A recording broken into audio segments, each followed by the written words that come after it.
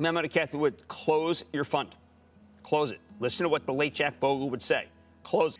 So I am never afraid of times like this. And just to address one other question, this bubble question. We are not in a bubble. After racking up huge wins on stocks like Cisco and AOL, the Teslas in the 90s, the dot-com bubble burst and Janus's funds got obliterated. I don't know if it's the right comparison or not, but it's good to have historical and to have it in your mind. So that was very gratifying to hear, especially after the last few weeks. I know there's a lot of fear, uncertainty, and doubt evolving in the world out there.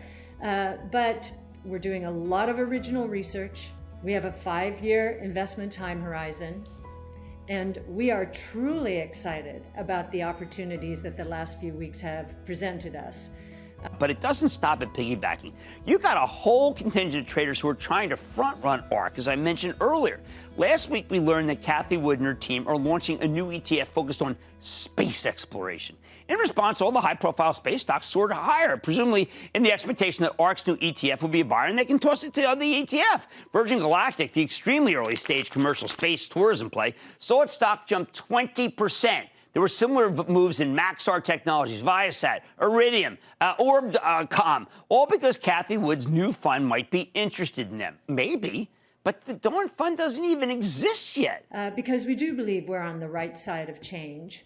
And disruptive innovation, transformative innovation is going to deliver exponential growth trajectories for many of our companies. In fact, most of them. The growth rates are enormous, and I think some people find them unbelievable. Cathie Wood's ARK, I saw on Twitter this morning. You asked what stock is she going to save today? Well, I like to take it's kind of, I mean, it's a little bit of a poll. It's a little bit of a parlor game. She's buying, she's the best there is, got to say that. She's buying every stock that should be crushed by the interest rate move. I mean, these are classic long dated assets that she's buying, and that's what you're supposed to be selling. So I'd like to talk a little bit about another source of controversy in the last few weeks. The ETF wrapper seems to be somewhat misunderstood.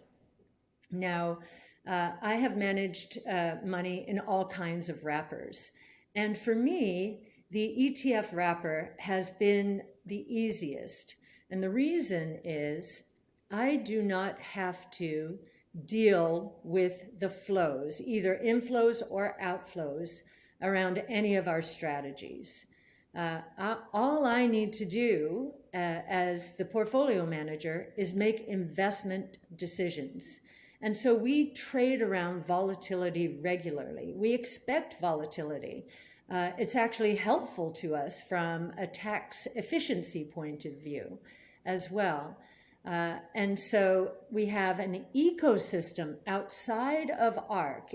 Now, our compliance department and our operations department are interacting with the ecosystem if needs be. But what we've learned is this wrapper and the ecosystem around it is extremely liquid. We have not had any difficulties whatsoever with either days when there have been big inflows or big outflows. And we do see both. So these trades feel like a recipe for disaster. All told, these 5 space stocks are up 29% on average year to date. That makes it tough for ARK to get a good entry point once this new ETF launches because everybody front-ran Cathie Wood. And I think disclosing our trades at the end of every day has become very important to many people who own our strategies, participate in ARK strategies, but also for others who don't. And, you know, it's developed a life of its own out there. There are YouTube videos and blogs and so forth around it. But the idea of ganging up on Cathie Wood, this is not, David, when you gang up on Cathie Wood, you're not ganging up on Melvin Capital. I just want you to know that. Well, important point here, and you're right. There's no leverage. No leverage. ETF's not levered. Right. So now, she did have a lot of outflows yesterday, though, Jim. Well, what can I say, David? I mean, by the way, a number that's so big, it's probably larger than her entire fund was only a handful of years ago. But, David, she stopped Tesla right in its tracks on the decline. Yeah. So, today it's Cathie Wood, it's David Portnoy, it's Vlad. It's pretty much everybody who matters. It's kind of the new world, isn't it? Tiger Woods. And the other thing I think is going on, and I do think this is going on, we have noticed, and our intermediaries have noticed that there's been elevated options activity in our funds, both on the strong days and on the weak days. Well, that probably is the case. So now Wood and her team are coming under fire for all sorts of these graybeards they're after. The people come on and they say that people are like frogs that boil because they're buying stocks, whatever. People get nervous when they see a fund with such incredible performance. We do also get questions about our disclosures at the end of every day. Well, we have we were approved as a fully transparent, active equity ETF. And there are not many of us out there. And so I know what we're doing. Again, we just have to keep educating. We have to disclose our holdings at the end of every day. And so we do. But we also go one step beyond, because we know anyone who wants to understand our trading activity could reverse engineer our disclosures at the end of the day that are required by the regulators. Now, when I look at this, look, she sells the spunk every day. Everyone who wants to understand what Cathie Wood does, she puts out, it's 6:51 yesterday, when she puts out what she did. And there was a time, David, you know this, when there were people who would say, all right, she's got big outflows. Let's go against Unity Software. Let's break Cathie Wood. But you can't, because she's not levered. Right. And what I think this is doing is bringing the retail investor, particularly the young retail investor, into the investment realm in a healthy way. They want to understand what is going on. They love transparency. And so we tried to provide as much of that as possible. Barron's piece yesterday made some good points about the law of large numbers. Can't manage $47 billion the same way you manage $3 billion. The skeptical Wall Street Journal article just last week, which compared ARK to one of the hottest mutual funds of the dot-com era, Janus. They could reverse engineer. So we figured in the early days, especially because we wanted market makers and authorized participants and prospective clients to understand what we're doing, so they don't feel they'll be caught flat-footed, shall we say, from a trading point of view. We said, we'll publish our trades so you understand and you're not going to be off sides. We want this ecosystem to work well around our strategy. And as I said, it has. Right. So instead, you just see outflows and you say, okay, which one is she going to stop? Is she going to stop Square today? Square did not have a great conference call, and they're all Bitcoin. So maybe she stops the decline in Square. This has become the ultimate parlor game, Carl. We look at these things instead of investing, instead of trying to figure out what the right thing to do is. Do you buy J&J? We are looking and saying, you know what? Holy cow, she is making a statement right now with Aero Environment selling it again. How did this happen? I think that there is a big difference between the way institutional investors look at investing and retail investors. I mean, we know that the Tesla example is a good one to illustrate the differences. And I know there was a lot of frustration, and it seems to have been pent up over many years, about Tesla and our research on it. Lots of fear, uncertainty, and doubt with which we had to contend. But we thought it was a good thing. The debate. A lot of institutions are not set up actually to analyze a stock like Tesla. How did this person become what we do for a living? Honestly. Carl, I don't know. That is remarkable. She's been coming on for years, but her influence has grown, as you said, more recently. Jim, I know you were watching this report out of CFRA talking about ripple effects potentially out of ARK, but they say we think they can manage their cash flow and use the liquidity of some of its large cap positions to mitigate any impact from those flows. What has happened is institutions tend to be very benchmark sensitive.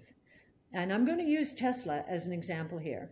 Tesla, as you know, many of you know, did not enter the benchmarks until last fall, when it was over $500 billion in market cap. So there was a lot of there were a lot of investment returns to have up to that 500 billion, and we were happy to be there.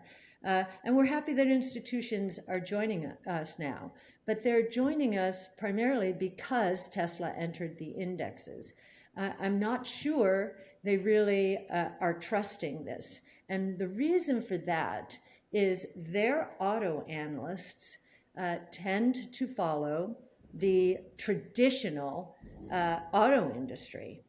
Well, I don't think ARK is the next Janus. That would be too harsh. I also wouldn't count on them to continue to deliver awe-inspiring returns year after year, especially after publishing what they're buying. Don't get me wrong. Cathie Wood is legitimately brilliant.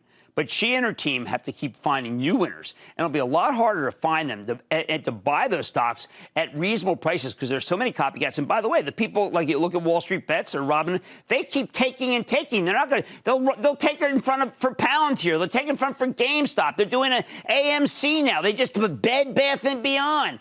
Memo to Cathie Wood, close your fund. Close it. Listen to what the late Jack Bogle would say. Close it.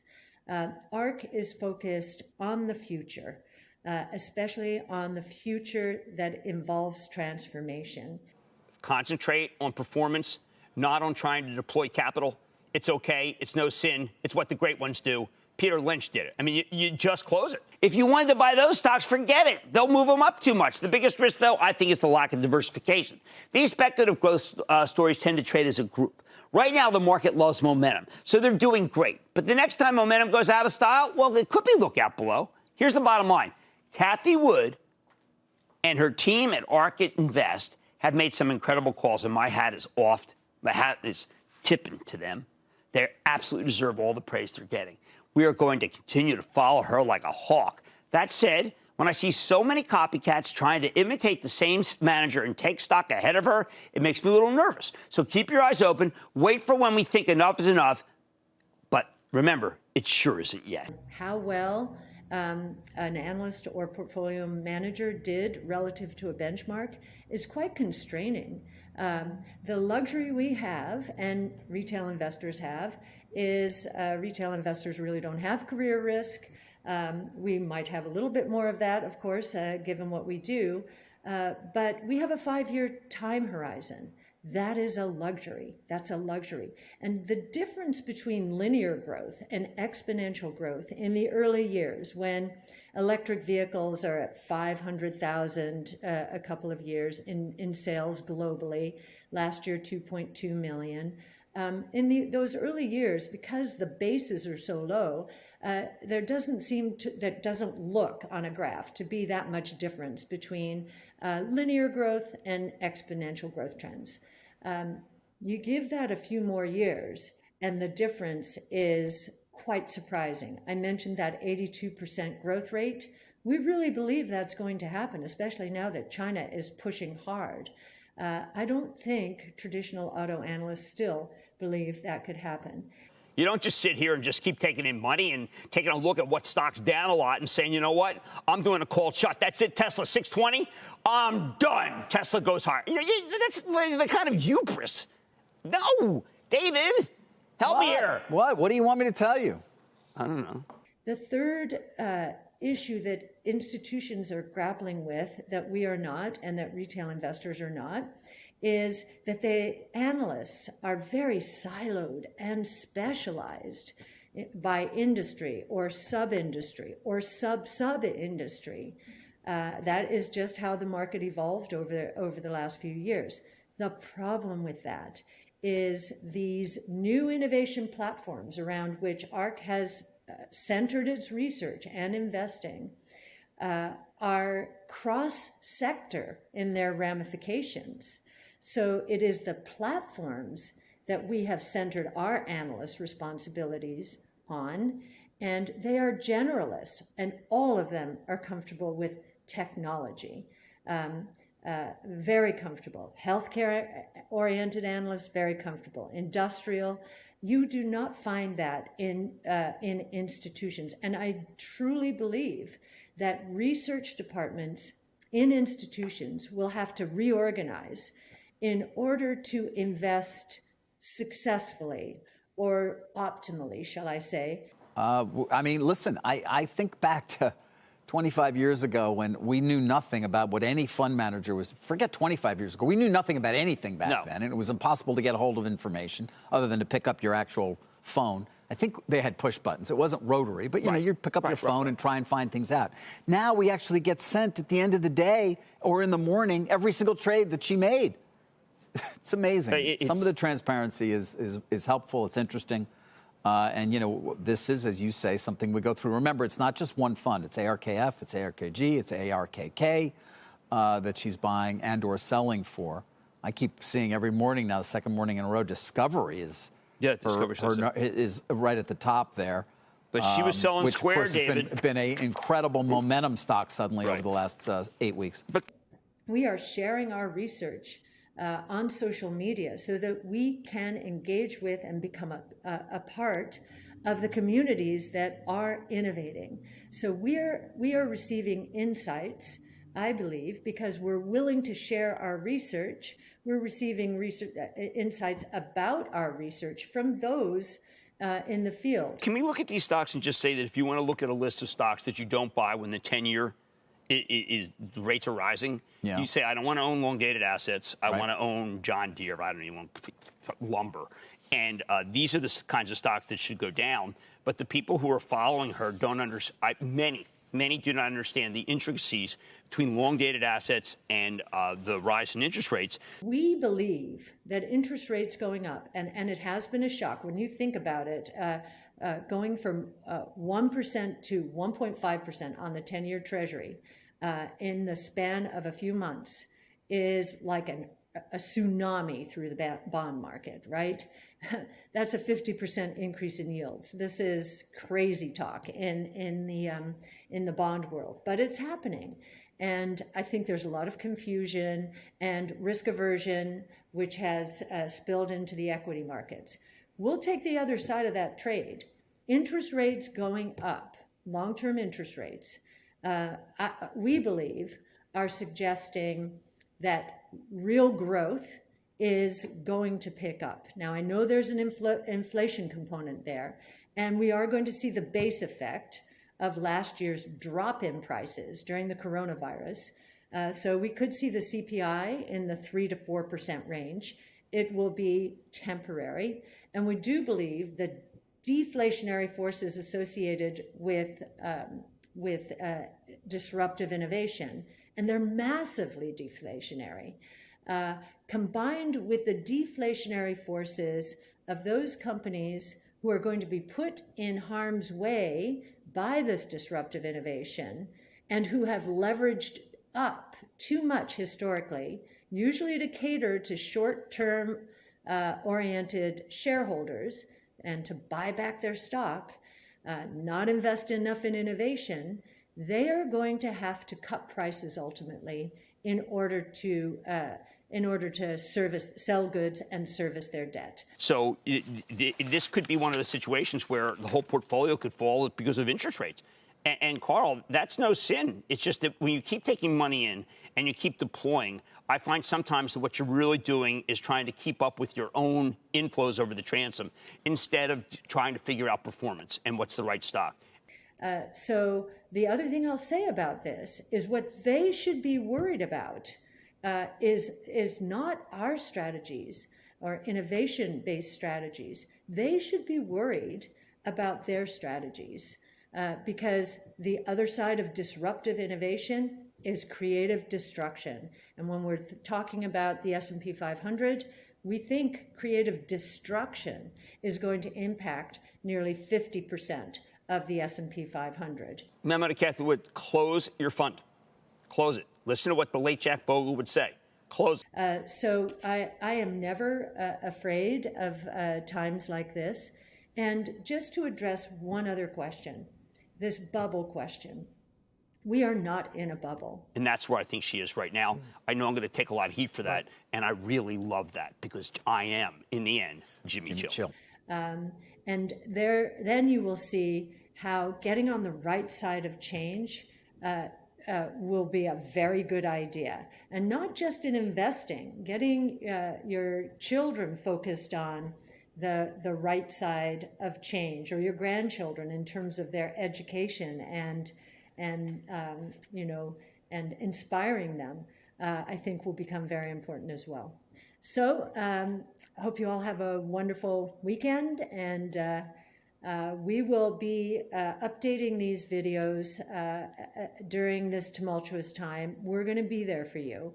We want you to know what we are thinking. As you know, we're radically transparent. We're not a black box. And we want you to share this journey with us because we think it's going to be an exciting one. Okay, so thank you very much. Have a lovely weekend.